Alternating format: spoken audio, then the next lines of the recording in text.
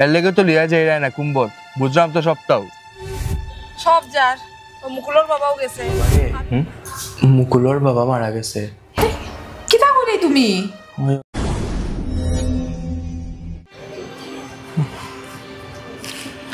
কি সুন্দর মানুষ দেখছো নি, কি সুন্দর মানুষ মহাকুম্ভ স্নান যার।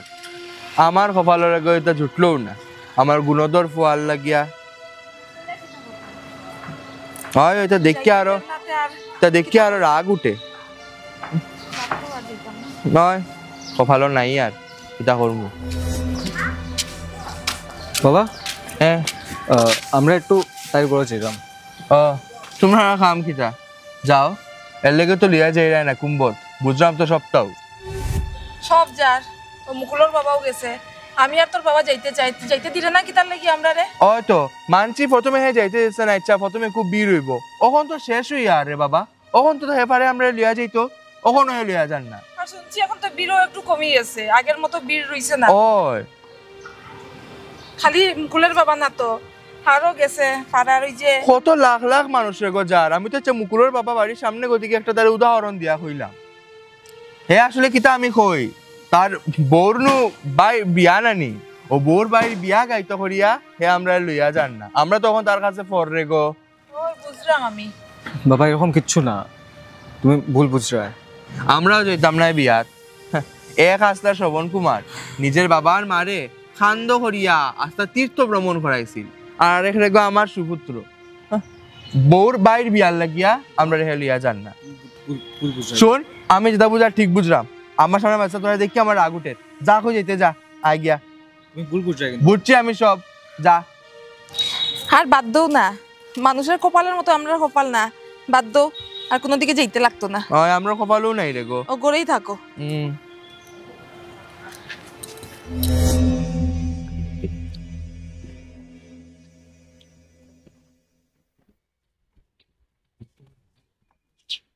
শোনো, কইরাম তুমি যদি মনে করো আমার ভাই বিয়ার লাগি তুমি তারারে কুম্ভ মেলাত নিরায় না, তে এরকম করিও না। বেকার মা বাবার মনে কষ্ট হইব, তুমি তারারে লইয়া যাও কে। এরকম কিছু না, তুমি ভুল বুঝছো আমার।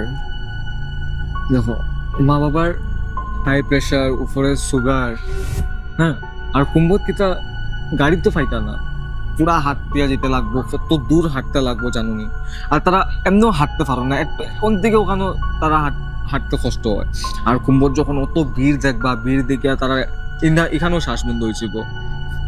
আর এত ফ্যাসিলিটিস পাইতা না কুম্ভত গিয়া। আর ওই বয়সও তারারে নিয়ে যেতাম যে নিজেরও একটা ডর লাগে না নিয়ে। আর যদি মা বাবার যদি কিছু হয়ে যায় তা আমার কি তো হইব, আমার তো আশা ভরসা তারাই।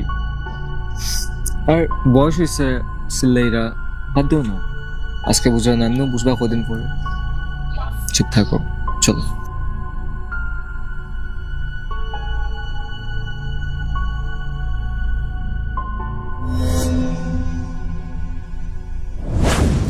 ঠিক আছে বাবা, রাখো। কে ফোন করছে? মুকুলে ফোন করছে গো। মুকুল? যাবো বাবা, আমি একটু বাইরে যাও। বাবা রে, মুকুলর বাবা মারা গেছে। কিতা কইলে তুমি?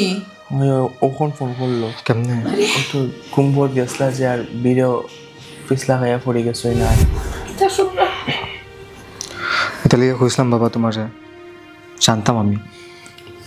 আর তোমরা তো আমারে কত খারাপ ছেলে ভাবছো, যে কীরকম ছেলে হইলাম আমি, ছেলে হইয়া নিজে মা বাবার আটকাইলাম তীর্থ দর্শন করার লিগে। এরকম না বাবা, জানি সব কিছু জানিয়ে শুনি আমি আটকাইছি। 144 বছর পরে আইছে, কত কোটি কোটি মানুষ গেছে। আর ওই মানুষের ভিড়েও তোমরা দুইজন এই বয়সে হাঁটি হাঁটে কেমনে কিতা করলে মানে। এর উপরে তোমরা শরীর অসুস্থ, ডায়াবেটিস, প্রেশার, একটু ভিড় দেখলেও তোমরা শ্বাস বন্ধ হয়ে গেল নি এখানেও। আর তোমরা যদি কিছু যেত, আমি কেমনে কিতা করলাম মানে। আর এটা ভাবিও না যে তাইর ভাইয়ের বিয়ার লেগে আমি তোমরা দুজনে আটকায় রাখছি, এরকম কোনো দিনও না। এটা তো শিবরাত্রি পর্যন্ত আছে মহাকুম্ভ, এটা শেষ হয়ে যাও, তারপরে তীর্থ দর্শন আর তোমরা অযোধ্যা দেখাই আইমু। ঠিক আছে বাবা। আর বাবা আরেকটা কথা কই, ঠাকুররে যদি আপনি গড় বইয়া মন থেকেও ডাকুন নানি তেও পাইবা। দর্শন যে করতে লাগবো এটা কোনো কথা না। আর ভগবানে তো কইসেন না বাবা যে তার ধামে গিয়া পূজা দিতেই লাগবো। আর আমরা সব মিলিয়ে এমনিই যাইমু বাবা, সব একলগে যাই। ঠিক আছে বৌমা, হইব। বাবা আমরা একটু বাইরের থেকে হ্যাঁ বাবা, সাবধানে যাইও তোমরা। হ্যাঁ চলো। আই গিয়া বাবা, আই গিয়া মা। যেটা ওই ঠিক বানার লাগি ওই ঠিক ভগবানের যা করেন মঙ্গলের লাগে।